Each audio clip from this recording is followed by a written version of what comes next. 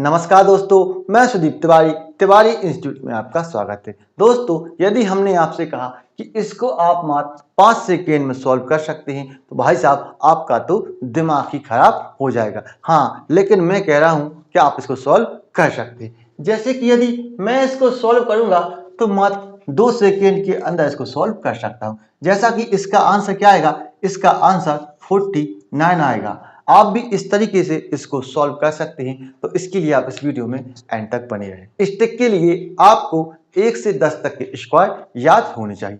यहाँ पर हमने 1 से लेके 10 तक के स्क्वायरों की लिस्ट दे रखी है। तो इस ट्रिक को समझाने के लिए यहाँ पर एक हम नंबर ले लेते हैं, यहाँ पर एक हम संख्या ले लेते हैं। जैसे कि यहाँ पर हम एक संख्या ले लेते हैं 3136।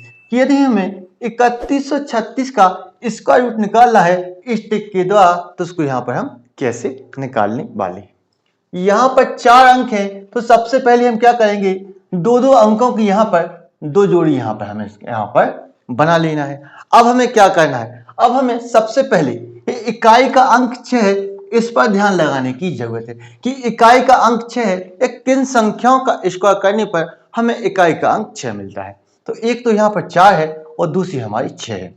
यानी कि यदि हम 4 का स्क्वायर करते हैं तो हमें यहाँ पर 16 मिलता है, यानी कि यहाँ पर भी इकाई के अंक में हमें 6 मिलता है। दूसरी तरफ यदि हम 6 का स्क्वायर करते हैं तो यहाँ पर भी हमें इकाई के अंक में 6 मिलता है।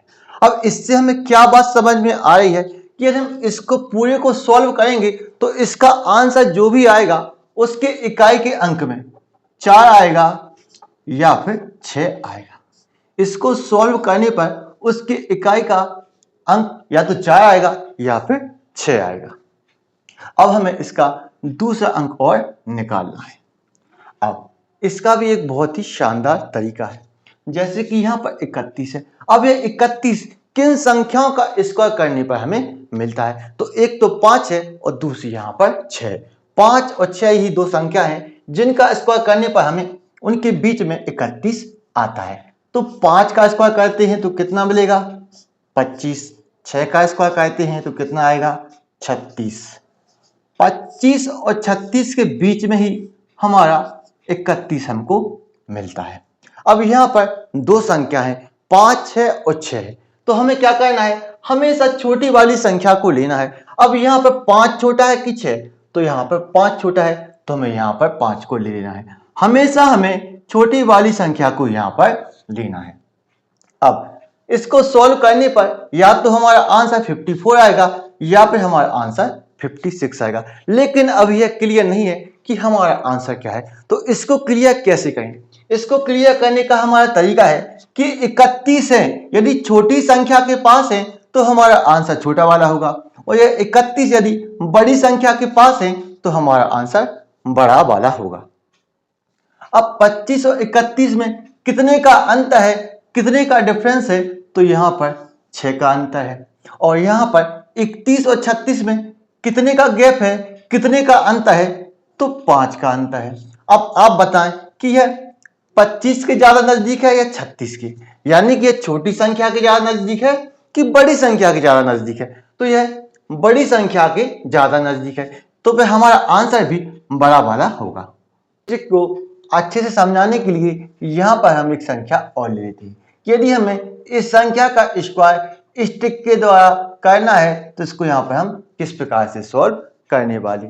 सबसे पहले हमें इनको 2 जोड़ियों में बांट लेना है। अब हमें ये लास्ट का अंक 4 है, इस पर हमें फोकस करना है कि इकाई का अंक 4 है, किन संख्याओं का स्क्वायर करने पर प्राप्त होता है। तो एक तो हमें 2 का स्क्वायर करेंगे, 2 का स्क्वायर करते हैं तो इकाई का अंक हमें 4 मिलता है, और दूसरा हम 8 का स्क्वायर करते हैं तब भी हमें इकाई का अंक 4 मिलता है। इससे हमें क्या बात समझ में आई है कि इसको सॉल्व करने पर जो भी आंसर आएगा उसके इकाई का अंक या तो 2 होगा या फिर हमारा 8 होगा। इसका आंसर इकाई के अंक पर 2 होगा या फिर इसका आंसर 8 होगा। अब इसका अगला अंक हमें और निकालना है कि इसका अगला अंक क्या होगा। तो यहाँ पर 51 है, किन संख्याओं के स्क्वायर के बीच में आता है, तो यह 7 और 8 के स्क्वायर के बीच में आता है। यहाँ पर 7 का स्क्वायर करते हैं तो कितना मिलता है 49 मिलता है 49। और 8 का स्क्वायर करते हैं तो कितना मिलता है 64 64 मिलता है। या 49 और 64 के बीच में हमें 51 यहाँ पर मिलता है।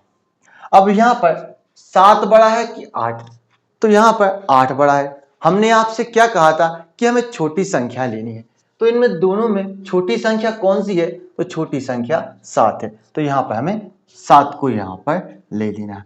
अब हमें इससे क्या मालूम चल रहा है कि इसको सॉल्व करने पर इसका आंसर या तो 72 आएगा या फिर 78 आएगा, लेकिन अभी भी यह क्लियर नहीं है। तो हमने आपसे क्या बताया था कि यदि यह 51 है, यह छोटी संख्या के पास है तो हमारा आंसर छोटा वाला होगा, यदि यह बड़ी संख्या के पास है तो हमारा आंसर बड़ा वाला होगा। तो यहाँ पर 49 और 51 के बीच में कितने का गैप है, तो 2 का गैप है। इसी प्रकार 51 और 64 में कितने का गैप है, 13 का। 51 और 64 में कितने का गैप है, 13 का है। अब ये किस संख्या के ज्यादा नजदीक है, छोटी वाली संख्या के ज्यादा नजदीक है या बड़ी संख्या के ज्यादा नजदीक है, तो यह छोटी संख्या के ज्यादा नजदीक है। तो हमारा आंसर भी छोटा वाला होगा, हमारा आंसर 72 होगा।